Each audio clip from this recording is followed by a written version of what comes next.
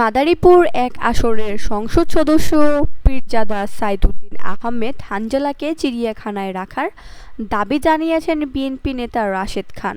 তিনি বলেন, এমপি হানজালাকে চিড়িয়াখানায় রাখা হোক, যাতে চিড়িয়াখানার কাউন্টার থেকে সবাই এই অদ্ভুত প্রাণীটাকে টিকিট কেটে দেখতে পারে।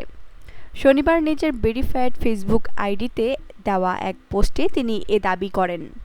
ফেসবুক পোস্টে রাশেদ খান লেখেন, এমপি হানজালাকে চিড়িয়াখানায় রাখা হোক, যাতে চিড়িয়াখানার কাউন্টার থেকে সবাই এই অদ্ভুত প্রাণীটাকে টিকিট কেটে দেখতে পারে।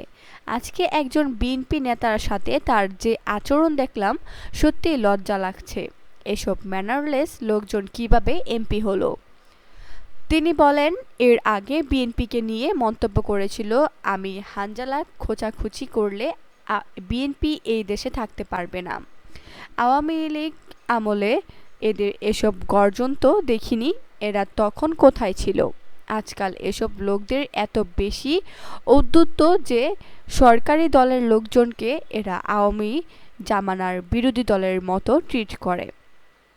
সবশেষ তিনি লেখেন, হানজালাদের আচরণ দেখে মনে হচ্ছে ওরাই ক্ষমতায় আর বিএনপি বিরোধী দলে।